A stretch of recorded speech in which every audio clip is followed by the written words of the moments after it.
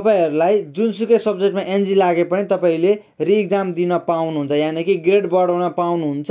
त्यसकारणले गर्दा यो चाहिँ एकचोटिको लागि मात्रै हुन्छ भन्न चाहन्छु। तपाईहरु यदि तपाईहरुलाई एउटा दुईटा तीनटा चारटा पाँचवटा छवटा कतिवटा सब्जेक्ट छ तपाईको, त्यो सब्जेक्टमा तपाईलाई तपाईको एनजी लाग्यो भने पनि यो पाली एक्जाम दिन पाउनु हुने भएको छ र यसमा शर्त भने लागू हुन्छ। भनेको मतलब रेगुलरले मात्रै पाउने हो र पुरानो ब्याजीहरुले पाउँदैन। पुरानो ब्याजी भनेको 2080 सालमा दिने, 79 सालमा दिने, 78 सालमा दिने, जसलाई सब्जेक्ट लाग्दै लाग्दै एउटा एउटा दिँदै आइरहनु भएको छ, उहाँहरुलाई भने चाहिँ उहाँहरुले चाहिँ पाउनुहुन्न। यो कुरा चाहिँ बुझ्नु होला।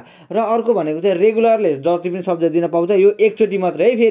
फेरि तपाईले पनि यो चोटी पनि कटाउन सक्नु भएन भने त अर्को चोटी फेरि एउटै दिने, फेरि अर्को चोटी हुने रि-एक्जाममा फेरि तपाईले दिन पाउनुहुन्न। यो कुरा चाहिँ बुझ्नु होला। मौका परीक्षा भनेको एकचोटी आउँछ नि त। त्यसकारणले गर्दाखेरि अब तपाईहरुले म अर्को कुरा के भन्न चाहन्छु भने तपाईहरु यदि पुरानो ब्याजी हुनुहुन्छ भने तपाईहरुले पाउनु भएन। तपाईको एउटै सब्जेक्ट लागि पनि पाउनु भएन। नयाँ ब्याजी हो भने तपाईले रिटोटल मजाले गर्न सक्नुहुन्छ, यानी कि रिटोटल पनि गर्न सक्नुहुन्छ।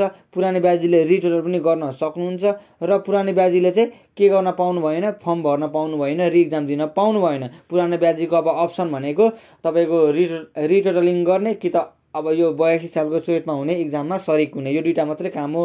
र तपाईको नयाँ ब्याजी हो भने चाहिँ तपाईले रिटोटल पनि गर्न पाउनुभयो, तपाईले यो पालीको एक्जाम पनि तपाईको पूरक एक्जाम पनि दिन पाउनुभयो र अर्को चोटी तपाईको यो चोटी पास गर्नु भएन भने 82 सालको चुइटमा पनि एक्जाम दिन पाउनुभयो। तपाईको तीनटा चान्स छ। त्यसकारणले गर्दा यो चान्सलाई नगुमाउनु होला। मजाले पढ्नु होला भन्न चाहन्छु। केही बुझ्नु भएन भने हामीसँग केही कमेन्टहरु छ भने कमेन्ट गर्दै गर्नु होला भन्न चाहन्छु। थप जानकारीको लागि हाम्रो भिडियोहरु हेर्दै गर्नु होला। यस्तो भिडियो तपाईको लागि म सधैँ ल्याइरहन्छु। हाम्रो च्यानललाई प्लिज सब्स्क्राइब गरिदिनु होला, बेल आइकन दबाउनु होला, जसले गर्दाखेरि मैले भिडियो लाउनु छ तपाईले आफ्नो युट्युब च्यानलमा नोटिफिकेसन पाउन सक्नुहुन्छ भन्न चाहन्छु। र अर्को भिडियोमा भेट्नुपर्छ। हस्त नमस्ते।